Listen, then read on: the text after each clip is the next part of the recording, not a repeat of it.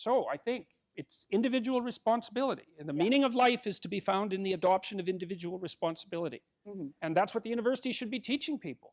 So, Dr. Peterson, you mentioned these ideas of responsibility, of virtue, of respect.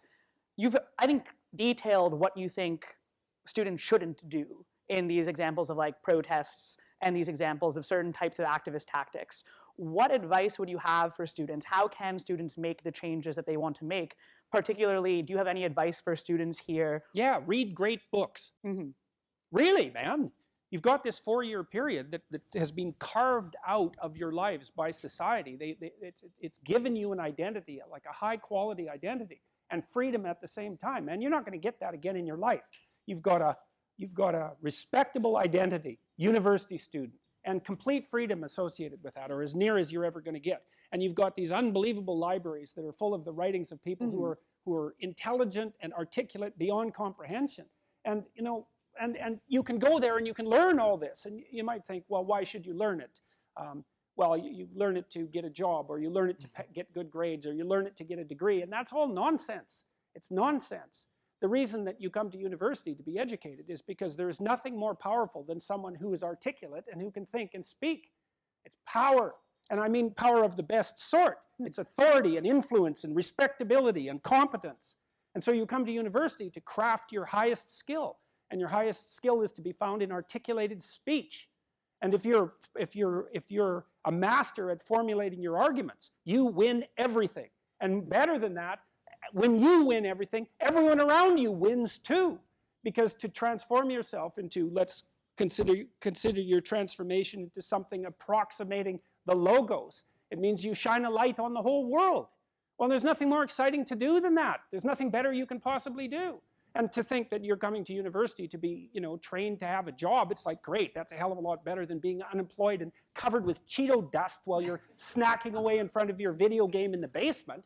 But it's not a, and I don't have anything against video games, by the way, but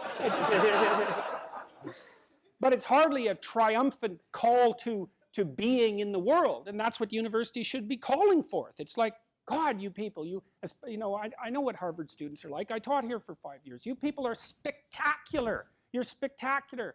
You're all capable of being world beaters. You transform yourself into something that's articulated and sensible and grounded in history and knowledgeable and wise, man. You can do anything you want, and hopefully anything you want for good. Because if you have any sense, everything you want to do would be for the good, because there's nothing more compelling or meaningful or useful in combating the tragedy of life than to struggle with all your soul on behalf of the good. And the universities have forgotten that. It's why everyone's bailing out of the humanities, and they should. The humanities are corrupt. And they're corrupt because they're not telling students this. It's so bloody obvious. It's like, learn to think, learn to speak, learn to read. It makes you a superpower, an individual superpower.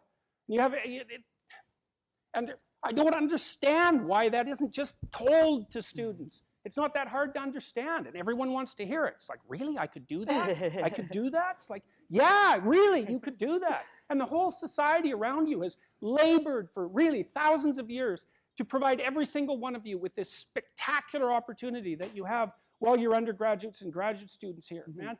Everyone's just praying that you would come here and manifest everything that you could manifest. And that's what you should be doing, instead of waving placards and complaining about how you're oppressed, for God's sake. You see these Yale students complaining about their oppression. It just leaves me aghast.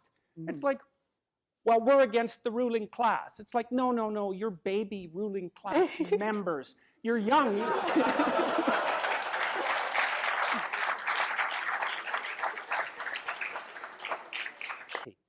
So I just don't understand what's happened to the universities. I can't believe that you're not told when you come the first day, look, man, you're here on a heroic mission. You're going to take your capacity to articulate yourself to levels that are undreamed of. You're going to come out of here unstoppable. You're going to be able to do anything you want. It's like, that's what you're here for. Instead, you're taught that, well, you know, the world's a pretty oppressive place, and you're probably the bottom of the victim pile, and there's virtually nothing you can do about it except, you know, deconstruct the patriarchy. And it's so weak-kneed and so pathetic that universities should be embarrassed that that's what they're peddling to students. I'm embarrassed by it. You know, I've gone on public record.